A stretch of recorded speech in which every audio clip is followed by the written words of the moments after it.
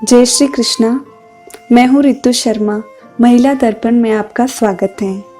सभी को जन्माष्टमी की बहुत बहुत शुभकामनाएं। जन्माष्टमी भाद्रपद की अष्टमी को मनाई जाती है। इस दिन मथुरा नगरी में श्री कृष्ण का जन्म कंस के कारागार में हुआ था। कृष्ण जन्मोत्सव के रूप में मंदिरों में जगह जगह कीर्तन एवं झांकियां सजाई जाती हैं। रात्रि के 12 बजे व्रत खोला जाता है और पंजीरी का प्रसाद लिया जाता है। भगवान की प्रतिमा पर हल्दी, दही, घी आदि का छिड़क कर उन्हें आनंद से पालने में झुलाया जाता है। बदावे के गीत गाए जाते हैं। भगवान कृष्ण की विधिवत पूजा तथा अर्चना की जाती है। पौराणिक ग्रंथों के अनुसार द्वापर युग में जब पृथ्वी पाप तथा अत्याचारों के भार से दबने लगी तो वह गाय का रूप बनकर सृष्टिकर्ता ब्रह्मा जी के पास गई। ब्रह्मा जी ने सब देवताओं के सामने पृथ्वी की दुखांत कथा कही। उसके दुख निवारण के लिए सभी देवगण पृथ्वी को साथ लेकर क्षीर सागर पहुंचे। वहां भगवान विष्णु शेष शैया पर शयन कर रहे थे। स्तुति करने पर भगवान की निंद्रा भंग हुई और उन्होंने आने का कारण पूछा। तब पृथ्वी बोली, महाराज, मेरे ऊपर बहुत अत्याचार हो रहे हैं, इसका निवारण करें।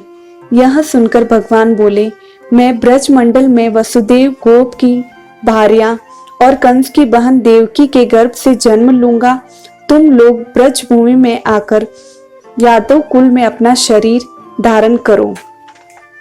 वही देवता तथा पृथ्वी ब्रज में आकर यद कुल में नंद, यशोदा तथा गोपियों के रूप में पैदा हुए।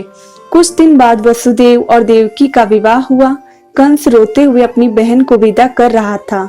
तभी अचानक आकाशवाणी हुई कि तेरी बहन देवकी के गर्भ का 8वां पुत्र तेरा काल होगा। कंस यह सुनते ही देवकी का वध करने लगा। तब वसुदेव ने विनती की, देवकी बेकसूर है, इसे मारना उचित नहीं है। पैदा होते ही मैं तुम्हें अपनी सारी संतानें सौंप दूंगा। कंस ने उनकी बात मान ली और उन्हें बंदी बना लिया।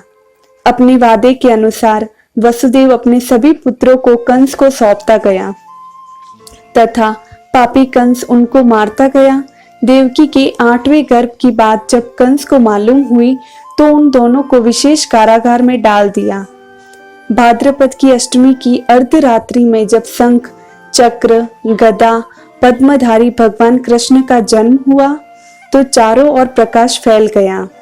भगवान की यह लीला देखकर वसुदेव और देवकी चरणों में गिर पड़े। उसी समय भविष्यवाणी हुई कि बालक को गोकुल में नंद के बाबा के घर पहुंचाए और वहां से कन्या लाकर कंस को सौंपे।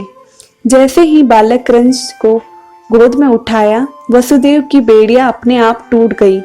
दरवाजे भी स्वतः खुल गए। पहरेदार सो गए और वसुदेव बालक को लेकर गोकुल की तरफ बढ़ गए। बीच में यमुना नदी पूरे उफान पर थी, परंतु जैसे ही कृष्ण के चरणों का स्पर्श हुआ, नदी ने रास्ता दे दिया। नदी पार करके वसुदेव गोकुल गए। दरवाजा खुला, माँ यशोदा सोई हुई थी। तब नंद बाबा ने कृष्ण को वहां सुला दिया और कन्या वसुदेव को दे दिया। वसुदेव कन्या को लेकर लौट आए। जेल में प्रवेश करने के बाद दरवाजे पूर्वतः बंद हो गए। वसुदेव के हाथों में वापस हथकड़ियां पड़ गई। कन्या रोने लगी। सोए प्रहरी उठ गए। कंस को जाकर इसकी सूचना दी। सूचना पाते ही कंस ने आकर कन्या को उठाया और पत्थर पर पटकाना चाहा, किंतु कन्या हाथ से छूटकर आकाश की ओर उड़कर देवी रूप में प्रकट हुई और बोली, हे कंस, तुम्हें मारने वाला तो गोकुल में बहुत पहले ही पैदा हो चुका है। इन्हीं भगवान कृष्ण ने बड़े होकर बकासुर, पूतना एवं क्रूर कंस जैसे अत्याचारी राक्षसों का वध किया और भक्तों की रक्षा की। इसीलिए जन्माष्टमी का उत्सव मनाया जाता है और सभी जगह यह धूमधाम से मनाया जाता है। इस व्रत को बच्चे, बूढ़े, जवान सभी धूमधाम से करते हैं और भगवान कृष्ण की पूजा करते हैं। गर्भवती स्त्रियां इस व्रत का उद्यापन करती हैं और गर्भवती को इस दिन भोजन भी करवाया जाता है। जय श्री कृष्ण। कृष्ण कन्हैया लाल की जय हो। ऐसी और जानकारियों के लिए हमारे चैनल को सब्सक्राइब करें जिससे आपको नोटिफिकेशंस मिलते रहेंगे। Thank you.